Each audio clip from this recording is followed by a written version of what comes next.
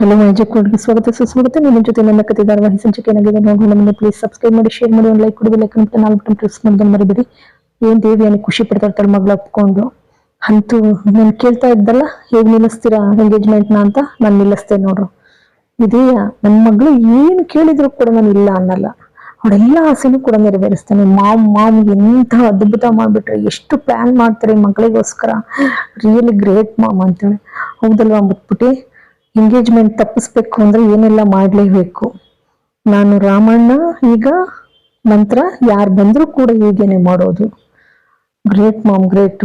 ಅಲ್ಲ ಮಾಮ್, ಈಗ ಎಂಗೇಜ್ಮೆಂಟನ್ನು ತಪ್ಪಿಸ್ತೀನಿ ಅಂತ ಅಂತೀರಾ? ಅದ್ ಹೇಗೆ? ರಾಮಣ್ಣನ ಜೈಲಿಗೆ ಹಾಕ್ಬಿಟ್ರೆ ಆಗ್ಬಿಡತ್ತಾ? ಒಬ್ಬ ವ್ಯಕ್ತಿ ಜೈಲ್ಗೆ ಹೋದ ಅಂತ ಅಂದ್ರೆ ಅದು ಕಪ್ ಚುಕ್ಕಿ, ಅದು ಯಾವತ್ತಿಗೂ ಕೂಡ ಅಳ್ಸಕ್ಕಾಗಲ್ಲ ಬೇಬಿ. ಖಂಡಿತ ಅಳ್ಸಕ್ಕಾಗಲ್ಲ ಅಂತ ಏನು ಜಂಬ ಪಡ್ತಾಳೆ. ಇಲ್ಲಿ ಸ್ಟೇಷನ್ ಅಲ್ಲಿ ಆಲ್ರೆಡಿ ಅಜಿತ್ ಮತ್ತೆ ಸತ್ಯಣ್ಣ ಎಲ್ಲ ಬಂದಿರ್ತಾರೆ. ಬಂದ್ಬಿಟ್ಟು ಶ್ರವಣ ಕೂಡ ಓಡೋಡ್ ಬರ್ತಾರೆ. ಬಂದ್ಬಿಟ್ಟು ಶ್ರವಣ್ಣ ಅವರು ನೋಡಿದ ತಕ್ಷಣ ಶಾಕ್ ಅಜಿತ್ಗೆ. ಮಾವ ನೀವಿಲ್ಲಿ ಏಕೆ? ಏನಾಯ್ತಲ್ಲೆಲ್ಲ? ಏನಿಲ್ಲಪ್ಪ, ನನಗೆ ವಿಷಯ ಗೊತ್ತಾಯ್ತು ಹಾಗಾಗಿ ಬಂದ್ಬಿಟ್ಟೆ ನಾನು ತಕ್ಷಣ. ಆನಂತರ ಇನ್ಸ್ಪೆಕ್ಟರ್ಗೆ ಸತ್ಯಣ್ಣನು ಕೂಡ ಹೇಳ್ತಾರೆ, ಎಲ್ಲ ಇಲ್ಲಿ ಮನೆಗ್ ಬಂದಿರ್ತಾನೆ ಮೊದಲು. ಅದಕ್ಕಿಂತ ಮೊದಲು ಮನೆಗ್ ಬಂದಾಗ ಸಂಗೀತ ಆಳ್ತಾ ಇರ್ತಾರೆ. ಅದಕ್ಕೆ ಅಜಿತ್ ಸಮಾಧಾನ ಮಾಡೋ ಹೋಗಿರ್ತಾನೆ. ಬಿಡಮ್ಮ, ಎಲ್ಲ ಸಾಕ್ಷಿನೂ ಕೂಡ ಸಿಕ್ಕಿದೆ. ಅಪ್ಪನ ತಪ್ಪು ಮಾಡೇ ಇಲ್ಲ ಅಪ್ಪ ಯಾವುದೇ ಕಾರಣಕ್ಕೂ ಕೂಡ ಅನ್ನೋವಂಥದ್ದು. ಯಾರೋ ಇಬ್ರು ಬಂದ್ಬಿಟ್ಟು ಅಪ್ಪನ ಹೆಸರಲ್ಲಿ ದುಡ್ಡು ಇಟ್ಬಿಟ್ಟು ಹೋಗಿದ್ರೆ 50 ಲಕ್ಷನ. ಅದು ಕೂಡ ಎಲ್ಲೋ ಒಂದು ಬೇರೆ ಕಡೆ ಇರೋವಂತ CC ಕ್ಯಾಮ್ರಾ ನೋಡಿಲ್ಲ. ಆ ಫುಟೇಜ್ ಸಿಕ್ಬಿಟ್ಟಿದೆ ನಮ್ಗೆ. ನಾನು ಡ್ರೆಸ್ ಮಾಡ್ಕೊಂಡು ನಾನು ಹೋಗ್ತೀನಿ, ನಾನು ಇಮಿಡಿಯೇಟ್ ಆಗಿ ಅಂತ ಹೇಳ್ತಾರೆ.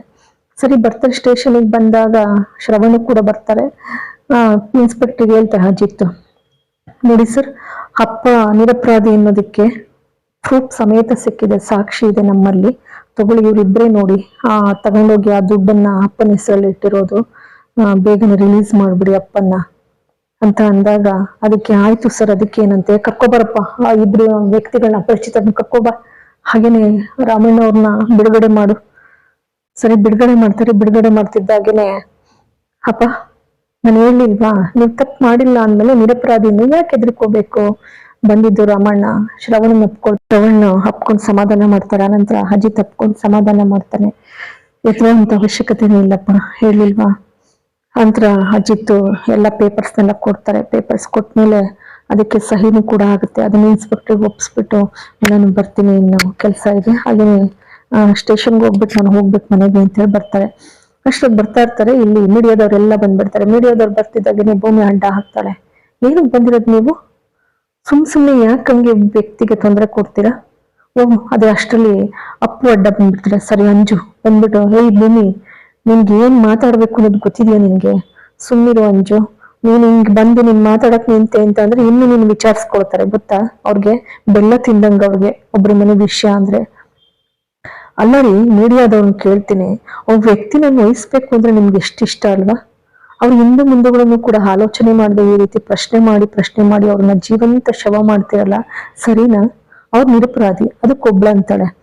ತಪ್ಪು ಮಾಡಿರೋ ಕಳ್ರು ಯಾರು ಕಳ್ತನ ಮಾಡಿದೀವಿ ಅಂತ ಒಪ್ಕೊಳ್ದಿಲ್ಲ. ನಿಮ್ಗೇನ್ರಿ ಗೊತ್ತಿದೇನ್ರಿ ನಿಮ್ಗೆ ನಮ್ಮ ಮಾವ ಎಷ್ಟು ಒಳ್ಳೆಯವರು ಅಂತ ಆದರ್ಶ ವ್ಯಕ್ತಿಯವರು, ಆದರ್ಶಗಳನ್ನ ಪಾಲನೆ ಮಾಡೋ ಅಂತವ್ರು. ಅಂತ ವ್ಯಕ್ತಿಗೆ ಇಲ್ಲ ಸಲ್ಲದು ಅಪವಾದ ಹೊರಿಸಿ ಹಿಂಸೆ ಕೊಡ್ತೀರಲ್ರಿ. ನೋಡಿ, ನಿಮ್ಗೆ ಹೇಳೋದು ಪ್ರಯೋಜನ ಇಲ್ಲ, ಏನ್ ಹೇಳಿದ್ರು ಸಾಧ್ಯ ಇಲ್ಲ, ಆಯ್ತಾ? ಅರ್ಥ ಮಾಡ್ಕೊಳ್ಳೋದು ಇಲ್ಲ. ಕೈ ಮುಗಿತೀವಿ, ಅಲ್ಲಿದೆ ಗೇಟು, ಹೋಗ್ತಾ ಇರಿ. ಏನಾದ್ರೂ ಒಂದ್ ಅಕ್ಷರ ಏನಾದ್ರು ಬರೋದ್ರು ನಮ್ಮ ಮಾವನ ವಿರುದ್ಧ, ಸುಮ್ಮನೆ ಈ ಭೂಮಿ, ಈ ಮನೆ ಸೊಸೆ ಸುಮ್ಮನೆ ಬಿಡೋದಿಲ್ಲ ಮಾತ್ರ. ಬಡ್ಡಿ ಸಮೇತ ಕಕ್ಕಿಸ್ತೀನಿ ನಿಮ್ಗೆ, ಹುಷಾರು.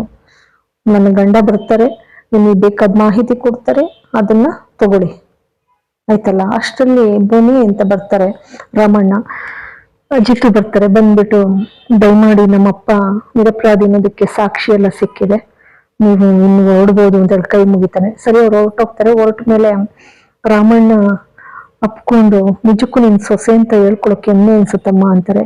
ಅದಕ್ಕೆ ಸಂಗೀತನೂ ಕೂಡ ಅಪ್ಕೊಂಡು ಮುತ್ತು ಕೊಡ್ತಾರೆ. ಎಲ್ಲ ಖುಷಿ ಪಡ್ತಾರೆ. ಈ ಕಡೆ ಇಬ್ರು ಪಾತ್ರಧಾರಿಗಳು, ನಾಟಕದ ಪಾತ್ರ ದೇವಿಯಾನಿ ಮಗಳು ಮಾತ್ರ ಸುಮ್ಮನೆ ಕಾಟಾಚಾರಕ್ಕೆ ನಗ್ತಾರೆ. ಸರಿ, ಎಲ್ಲ ಸಾಂಗವಾಗಿ ಮುಗ್ದೋಯ್ತಲ್ಲ ಬಿಡು, ಎಲ್ಲ ಮುಗೀತಲ್ಲ. ಅದಕ್ಕೆ ಸಂಗೀತ ಬೇಡ್ಕೊಳ್ತಾರೆ, ರಾಮಣ್ಣ ರೀ, ನಿಮ್ದು ನೀವು ರಾಣಾ ಕೇಸ್ನಲ್ಲಿ ಆತ್ಮಹತ್ಯೆ ಮಾಡ್ಕೊಳಕ್ ಹೋಗಿದ್ರಿ, ಹಾಗೇನು ಮಾಡ್ಕೊಬೇಡ್ರಿ, ನಿಮ್ಮ ದಮ್ಮ ಅಂತ ನಿಮ್ ಕಾಲಿ ಬಿದ್ದು ಬೇಡ್ಕೊತೀನಿ ಕಣ್ರಿ. ಅದಕ್ಕೆ ರಾಮಣ್ಣ ಅಂತಾರೆ, ಯಾಕೆ ಸಂಗೀತ ಆಗ ಅನ್ಕೊಳ್ತೀಯ? ಖಂಡಿತ ಇಲ್ಲ. ನೋಡಿ, ಇಡೀ ನಮ್ಮ ಕುಟುಂಬನೇ ನಮಗೆ ಶಕ್ತಿಯಾಗಿ ನಿಂತಿದೆ ಎಂದಾಗ ನಾನು ಅಂತ ಕೆಲಸ ಮಾಡ್ಕೊಳ್ಳೋದು ಅವತ್ತೇ ಬಿಟ್ಬಿಟ್ಟೆ. ಅದು ದೇವಯಾನಿ ಅಂತಾಳೆ, ಹೇಗೂ ಸದ್ಯ ಬಂದ್ರಲ್ಲ ರಾಮಣ್ಣ ಸೇಫ್ಟಿಯಾಗಿ. ಅಷ್ಟರಲ್ಲಿ ಇವಳು ಅಪ್ಪು ಅಳ್ತಾ ಇರ್ತಾಳೆ.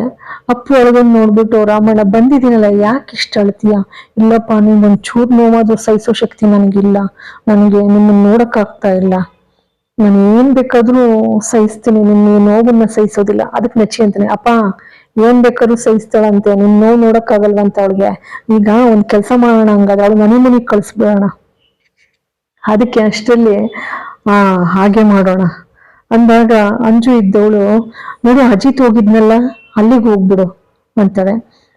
ಅದಕ್ಕೆ ಅವಳಿದ್ದವಳು, ನೋಡು ಅಂಜು, ನೀನ್ ಈಗ ಮದ್ವೆ ಆಗ್ತಾರಳು, ನಿನ್ನನ್ನು ರೆಡಿ ಮಾಡ್ಬೇಕು ಅದಕ್ಕೆಲ್ಲ. ಅದಕ್ಕೆ ಭೂಮಿ ಇದ್ದವಳು, ನಾವು ಹೋಗೋ ದೇವಸ್ಥಾನ ಎಲ್ಲ ಬೇಡ, ಅವ್ರನ್ನ ದೂರ ಕಳ್ಸೋಣಲ್ವ ಸಾಹೇಬ್ರೆ? ಹೌದೌದೌದು ಕಳ್ಸೋಣ ಅಂತ ಅಜಿತ್ ಅಂತಾನೆ. ಅಷ್ಟ್ರಲ್ಲಿ ಅಜ್ಜಿ ಇದ್ದವರು, ಭೂಮಿ ದೇವಿಯಾನಿ ಮಧ್ಯೆ ಬಂದ್ಬಿಟ್ಟು, ಅಲ್ಲ ಶಾರದಕ್ಕ ಸಿಕ್ಕಿದ್ರು ಅಂದ್ರಲ್ಲಿ ಏನಾಯ್ತು ಬಾವ? ಅದಕ್ಕೆ ಶ್ರವಣ್ ಇದ್ದವರು, ಏನಿಲ್ಲ ಅಲ್ಲಿಲ್ಲ ಅಂತ ಮಾಹಿತಿ ಸಿಕ್ತು, ಅವ್ರನ್ನ ಕಿಡ್ನಾಪ್ ಮಾಡಿದವ್ರೆ ರೌಡಿಗಳು ಸಿಕ್ಕಿದ್ರು, ಫೋಟೋ ತೋರಿಸಿದ ತಕ್ಷಣ ಹೌದು ಇವ್ರನ್ನೇ ನಾವು ಕಿಡ್ನಾಪ್ ಮಾಡಿದ್ದು, ಆದ್ರೆ ನಮಗ್ ಸಿಗ್ಲಿಲ್ಲ, ಒಟ್ಟೋದ್ರು ಅಂತ ಅಂದ್ರು. ಅದಕ್ಕೆ ಪೊಲೀಸ್ನವರೆಲ್ಲ ಅನುಮಾನ ಪಡ್ತಾ ಇರೋದೇನು ಅಂತ, ರೌಡಿಗಳಿಗೆ ಎದ್ರಿಕೊಂಡು ಬಸ್ ಹೊಟ್ಟೋಗಿದ್ದಾರೆ ಅಂತ ಹೇಳಿ, ಏನು 20 ವರ್ಷದಿಂದ ಹುಡುಕಾಟ ನಿಲ್ಲೇ ಇಲ್ಲ ನಮ್ದು ಅಂತ ಬೇಸರ ಪಟ್ಕೊಳ್ತಾರೆ.